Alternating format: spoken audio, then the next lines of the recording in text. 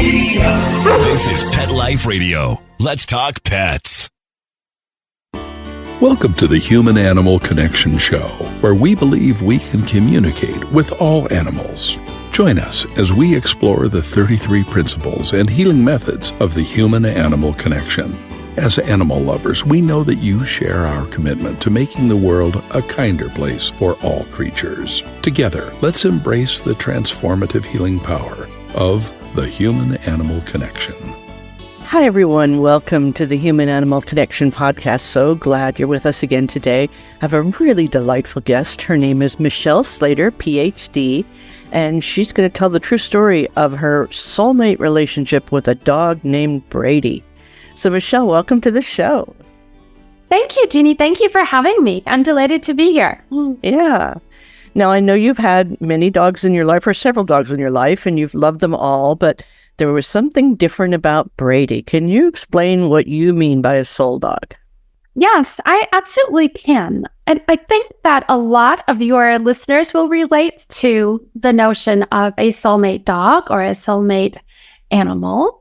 I think that the Oxford English Dictionary refers to a soulmate as a human, specifically ideally suited to another.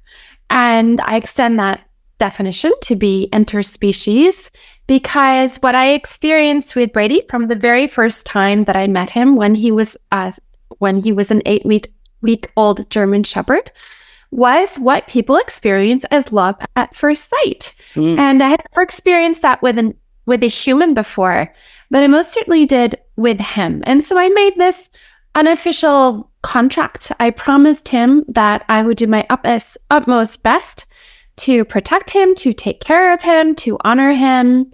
And our relationship deepened through many tools that I discuss in Soulmate Dogs, such as animal communication.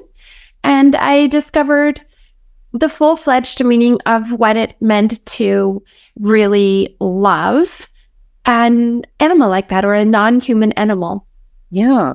Well, that's wonderful. We're definitely going to get into how animal communication helped you throughout your relationship. But I want to ask you, just want to drill down for 1 second about this love at first sight. Now, did you feel, I just really, like, did you know it? Did you hear it? Did you feel it in your bones? Did you smell it? Like, can you just, like, for one moment, drill down into that, just that moment of knowing? I can, because I know what I was wearing. I know what his eyes looked like. It was this moment of, you are the one dog and I am all in. Yes. And we made eye contact. And once we made eye contact and I picked him up, I was lost, Jeannie. I knew from that moment that I was going to be his person. And we just looked at each other. It was just this knowing of instant love that deepened so profoundly into unconditional love. And he really showed me what it meant to love unconditionally. And I think it's so beautiful in the animal-human connection and relationship. I think that our soulmate animals teach us what it really means to love unconditionally, because they do it so effortlessly and easily in a way that humans have a hard time doing, whether it's childhood wounds or the messiness of the psychology of being human. But I think with animals, it's just very pure. And so that deepened into this unconditional love. And I encountered many people who saw us together and said, oh, they are soulmates. Oh, wow. Yeah. So people could feel it in your presence.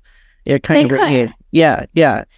We see that sometimes with our therapy dogs that we take to visit different high school students. You can kind of feel when it's a soulmate connection and when it's just love. I mean, there's nothing wrong with love. You know? There's nothing wrong with love. And so, I told him from the time that he was a small puppy, I said, I go to the moon for you. I will do whatever it takes. If you ever need me, I am there. And then as Soulmate Dog shows in our story, I had every opportunity to prove my words, and I did. Yes. I went to every length for him out of that love that we share. That's wonderful. So, can you tell us one story? But we'll get to the next phase of Brady's life. I know he became ill, but what is one story of that? A little later on, the first initial, you knew he was a soulmate, but what was life like in the soulmate zone? That is an excellent question. And I do go into that. It's on LinkedIn, Soulmate Dog. I talk about our quotidian life together.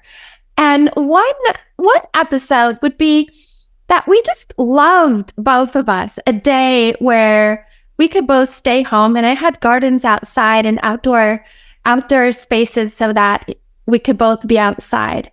And he loved to just even not commune with me through a meal. We would, he didn't like to eat unless I was sitting down next to him, having something, even if it was just a cup of coffee or some berries. So we would be together. We would commune together in the most simple terms and spend a day together on our property without having to leave. And we would make eye contact. I might be gardening and he would just look at me and be playing with his ball outside nearby.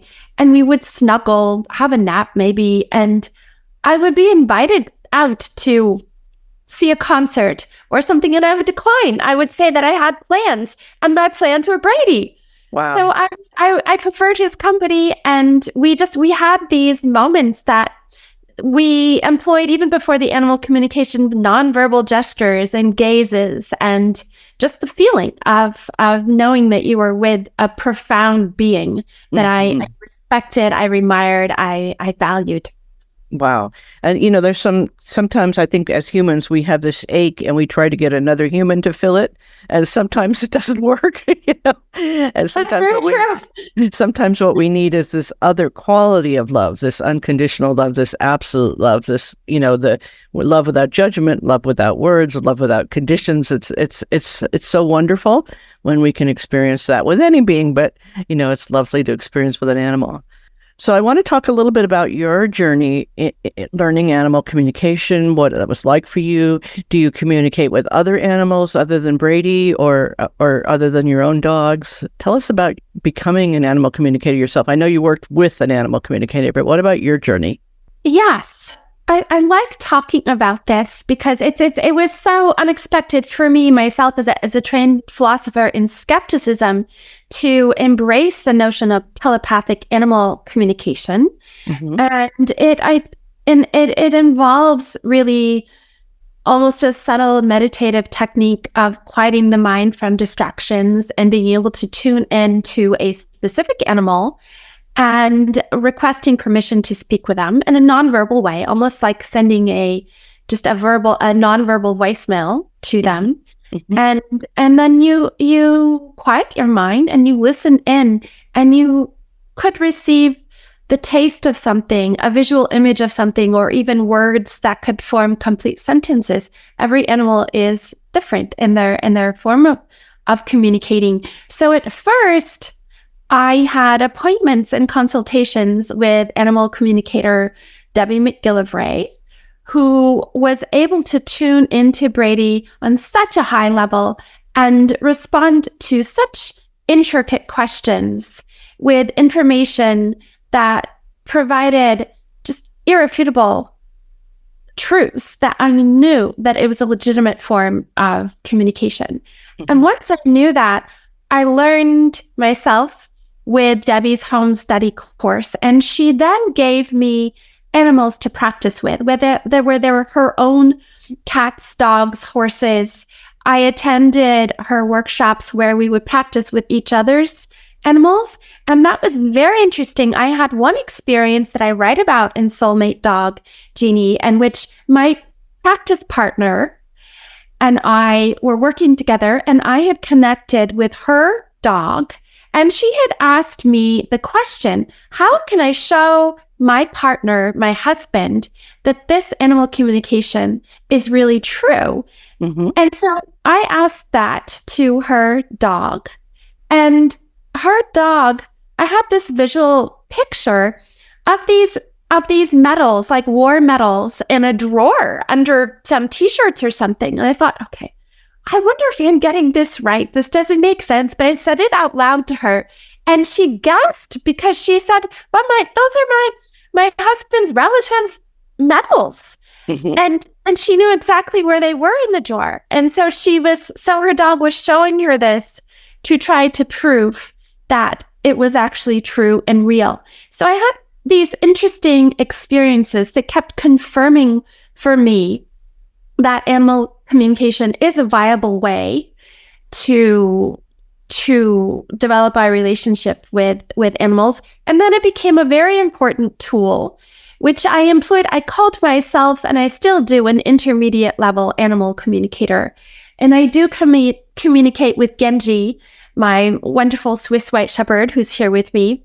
And of course, I did very much so with Brady. But when it came time for us to employ animal communication in his medical journey, I did need the help of Debbie for more higher level questions. But it was very important to me because he could advocate for himself as a patient through this tool. And I could check in with him when he was ill and verify that he wanted to continue his treatments, that I wasn't imposing anything on him.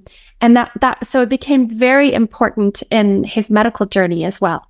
Yeah, and we really want to talk about that because we'd like to see animals be more partners in their medical healing journeys. We're not for, we're not against in anything. We have no position, but we really want to see animals communicate what their needs and wants are. And I think so many people would like that. And it'd be wonderful if that was the routine, the norm, that there were animal communicators on staff with vets or whatever it is, however it could work, where people could get access to a two-way conversation. Now, I know you've been in both worlds. You've been in the science world, the philosophy world, the left brain world, the logical world. Have you found that they are accepting of some of these ideas, or is it still too far out for them? How do you deal with people who don't believe? Let's put it that way. That is an excellent question. And whereas I do feel that traditional allopathic veterinary medicine is far more open to holistic veterinary treatments, I did find myself almost embarrassed to mention to his veterinary surgeons, his kidney specialists, that I was employing the techniques of animal communication. At this point, clearly I wouldn't be, and the book is out there. But I did discuss this with his holistic vet, with Brady's holistic vet, and they were open. And I do think that the realm of animal communication is becoming more mainstream. It's more well known. It's becoming more practiced. There are more animal communicators out there, and I think we could be getting close to the possibility of having an animal communicator on staff or on call or available for consultations. Unfortunately, it can be done at distance, so it doesn't need to be someone in the office. I would absolutely like to see that happen because, as you said, I think it's so important for animals to be able to advocate for themselves. Yes. And that is a primary way that they would be able to do so. So I'm all in favor for it. Yes, so I promote it any way I can. Yes, I'll have to connect you up. There's another animal communicator in Switzerland, and we had her on our show, Paloma Berci, and she has a rabbit who will do veterinary visits at a distance and get in and diagnose very specific things. Now, the rabbit is not a veterinarian, but the rabbit will say, "Go look at this thing here." You know what I mean? We'll give very accurate information that she's been able to use with the veterinarian. So it's just amazing and there are some animals that are particularly, I'm not good at it at all. I do animal communication, but I would never approach diagnostic conversations because I don't have that training. But, when you find an animal that can do that or help humans do that, it's just a very exciting new arena. It's like a revolution in animal-human partnership when we open those communication doors. It absolutely is. I would like to be connected with Paloma, very much so. I was not aware of the concept of a rabbit being able to do that, but it's not unfamiliar to me because Debbie McGillivray employs diagnostic scans in her practice communicating with animals. And that is actually what first rendered it credible for me, because in my very first appointment with her, when I still had all of my skeptical questions on the side, she conducted a body scan of Brady, and I didn't even know that this was possible. This came up at the end, and I was surprised by it. But she said, "Oh, so in his spine, his lower lumbar is out L4, something to that effect." And she said, "You should really take him to an animal chiropractor." So I did that right away without mentioning the animal communicator's input whatsoever. And almost immediately after scanning his spine, she said, "Okay, so I'm going to work on his lower lumbar L4, which is out of alignment." And I found that to be the legitimation that I needed. And so I think that it also showed me what could be done. And along the way, with Brady and Debbie, she kept being able to check in and diagnose various things and be able to communicate with him about the degrees of pain he had when he was ill, etc. So I think it's a very powerful tool that could be used on a practical level to help animals. Great. Well, we're going to take a short little break, but when we come back, I want to hear in much more detail. I know it was a kind of a sad and rough turn as Brady's health took a downturn, but how you and Brady stayed in communication through the entire process. So we'll talk about that when we get back. Hey friends, if you like what you're hearing and want to learn more, check out Dr. Joseph's book, The Human-Animal Connection, Deepening Relationships with Animals and Ourselves. Or visit the website, thehumananimalconnection.org, to book an online consultation. Thank you for loving animals. Now back to the show. Let's Talk Pets on PetLifeRadio.com.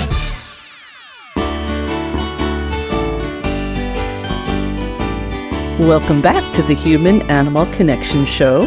We are speaking with Michelle Slater, PhD. She's the author of Soulmate Dog, that tells the true story of her very profound relationship with a dog named Brady. So, Michelle, tell us the story of, we don't want to get too graphic or too horrible and sad, but just briefly tell us what was happening with Brady's health and how you used animal communication to navigate. Yes, I'm happy to do that, to encourage anyone out there who might be interested in animal communication to employ that in conjunction with medical treatments. For it to by no means take the place of medical treatments, but as a way to accompany it. And so when Brady did become ill, to my shock, as he was a very healthy 5-year-old athletic German Shepherd, as I describe in my book, Soulmate Dog, he contracted leptospirosis, even though he had been vaccinated for leptospirosis. And the symptom that he had from this spirochetal disease was acute renal failure. And I first knew that he was ill because he started to collapse, to have an absence of appetite, and he became polyuric, which means that he was drinking water excessively. He had excessive thirst, and all of his behavior showed me that he was very ill and needed my help. And so when we arrived at the emergency hospital, and it became clear that he was going to have to stay overnight, and he had an extended stay, a several-week stay at the emergency hospital, I started to have regular consultations with Debbie McGillivray, the animal communicator that Brady and I employed.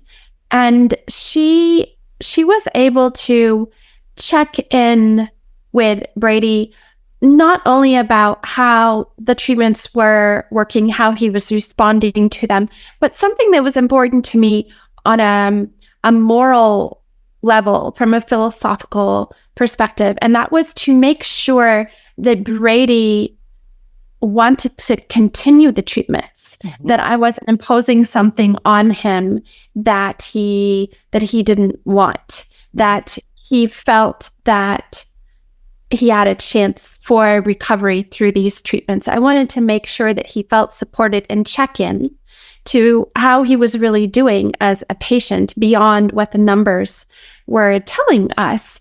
And so what he kept communicating was that he felt very supported by me and that he very much wanted to continue his treatments, and that my love and support was like a cord of light pulling him up out of the weeds. And in fact, he even used a line from a song that I kept singing for him in the hospital. So he was in tune with all of that, and it was very supportive for him. But there were times after he came out of the hospital, after he came through that ordeal, when we then relied heavily on holistic treatments, that Debbie would see things before the vet did, or before I had even taken him to the vet. Like his red blood cell count would be down, and she would say, "Mish, you really need to address his red blood cell count," or "You should try this homeopathic remedy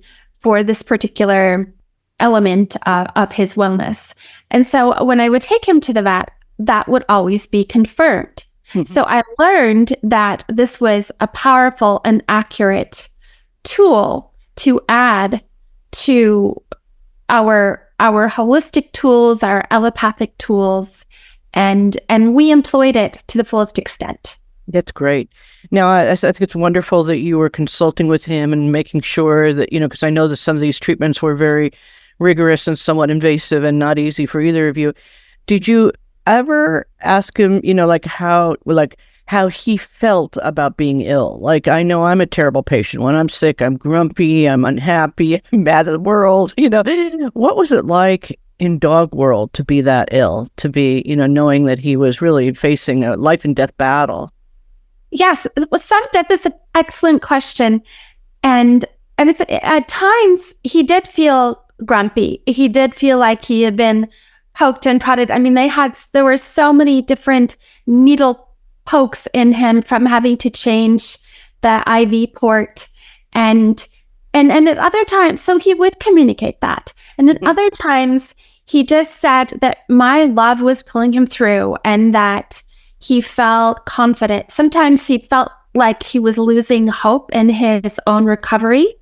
And when he felt that, I would sleep over at the emergency hospital. The only human to have done that up until that point. I would ask if I could bring my sleeping bag, and we were on this concrete floor that smelled like bleach and would have this noisy IV machine in the background. But when he said he was losing hope, I went and I slept with him at the emergency hospital. It meant the world to him, and he would curl up to me and put his head on my chest, and the technician would have to come in through the night and keep changing his port, or his IV bags rather. And so I would support him in those moments. Wow. And did he ever talk to you about death? I've heard some animal communicators say that animals don't talk about death. They don't even, use the word. They will talk about transitioning or, what did Brady have to say about dying? We talked about death a lot. It was very important to me because of the way that my childhood German Shepherd Joy died when I was away at boarding school. I wasn't there to help her, to support her, to be there for her. And after what Brady had endured at the emergency hospital and in veterinary offices, I wanted to guarantee that I was going to be there for him. And I did not want to abandon him in that moment. And we talked about it a lot because I was very sad when I noticed that he was on the decline. And he always said, and I remember these words very clearly, because Brady was one of the dogs who Debbie said that he was such an old soul, as she called it, because he communicated on a very high level in complete sentences, paragraphs. Sometimes he would say to her, "You should just be writing this down." And what he said was, "My body is just a piece of paper. Our love does not end when my body dies. Our love will continue in spirit." And when I would ask him, there was a time at the end of his life that I did have to go away to support someone who was actually grieving the loss of their husband. And I said, please do not die without me. Just wait for me to come back if you're going to leave me now. And he said, you don't get to decide. You don't get to decide the time or the place, but I'll do my best, essentially. And then it was very important for us to be together. And so we had a moment at the end where the vet actually said it may be time to help him. Not every dog goes on their own. And I had this conversation with Debbie and with him. And he indicated that he wanted to be with me. And I don't want to give this away in Soulmate Dog, but I will just tell you that Brady choreographed his own death. I feel very convinced of that. And it was the most loving, supported death. And it felt very much like he was almost choosing that path so that he would provide some comfort to me as I began my own process of grieving. But he made it very clear that this death was not as big of a deal as I thought it was. That his spirit was bigger than his body. That's literally what he said. My spirit is bigger than my body. My body is just a piece of paper. Fabulous. And have you been communicating with him since he's left form? Yes, I have. I have. And he was also very funny. And he said that he was working on some of the issues that he had during his lifetime. He had a traumatic experience in his lifetime with a trainer, and it left him with some aggression towards certain males who resembled the trainer. And he said that he had worked through that. And then he told me what I needed to work on in my own journey. So that was so like him. And we did have conversations like that, which of course meant the world to me. And I marveled at the ability, Debbie, I wasn't confident in my own ability to connect with him on that level. But Debbie did. And then there was one time that I was grieving him, and I was actually in Patagonia, specifically to grieve him. I needed to walk it out. My grief was so deep. And I was gazing out at the mountains, and he said, I did this for you. I planted this idea in your mind because all these years that you took such beautiful care of me, I wanted you to go enjoy this beauty, and this is what you deserve. Wow. It's like my gift to you. And it would I can't even express what that meant to me. I heard him so clearly. Yes. And what did he tell you about your lessons? What did he have to say? I mean, here he knew you better than anybody, probably having spent his life with you. What did he tell you about your lessons? It's very interesting. And I did write about this some in my first book, Starving to Heal in Siberia, about my recovery from late-stage Lyme disease. Very funny that we both had medical memoirs, for myself and for Brady. He said I needed to work on my own problem of unworthiness. He said that I walk around happy with a smile on my face, and on the interior, I doubted my self-worth. And that was so very true. And I write about that in Starving to Heal. And I really did work on that. And in spite of 2 masters and a PhD, I did have that sense. And when I did overcome it, then I started writing these books, and they just flowed out of me. Starving to Heal, Soulmate Dog. And I have a novel, The Lunatic, that is coming out in March. And lo and behold, the co-protagonist is a dog who employs the subtle forms of animal communication without that ever being named in the novel. So that might be interesting for your listeners as well. Great. Well, in just the last moment we have left, what would you like to leave our listeners with? A little bit of wisdom from, well, let's ask Brady. Does anything Brady want to say to his audience here? I think that Brady would like to say that he celebrates all of the soulmate relationships out there, and to celebrate that love and never be ashamed of saying that you have a soulmate animal, because people might think that that's weird, but to embrace that and explore how profound that can really be. That's beautiful. And anything from you that you'd like to leave our audience with? I hope that Soulmate Dog will provide comfort to those who might be grieving. I hope that it will provide inspiration. And I hope that it will even help some dogs with their own medical journeys, whatever they may be, to employ not only animal communication, but also combination of the allopathic and holistic remedies. And I just want to say that this story is a love story that celebrates interspecies love. And I hope it brings joy to the readers. Great. And I know you have another wonderful dog. Let's just tell our audience a little bit about your new dog and your new relationship. Yes, I would be happy to do that. I am here in Switzerland with Genji, who is a gentle soul, a 5-year-old. He will be 5 years old on Sunday, Swiss White Shepherd. And he is very different from Brady. He's more of a listener. He is not this charismatic ham that Brady was, but he is this very gentle soul, very profound in his own way. And I am honored to be his human companion. Great. Well, it's wonderful that you were able to go through your grieving process and open your heart one more time, even knowing that there would never be another Brady, but yet there's room in your heart for another dog. So that's a beautiful exactly story. Right. Thank you. That's exactly well stated. Well, I want to say thank you so much, Michelle. Michelle Slater is the author of Soulmate Dog. So thank you so much for being a guest on our show today.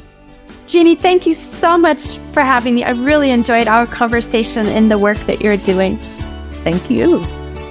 We'll say aloha for now. Let's Talk Pets, every week on demand, only on PetLifeRadio.com.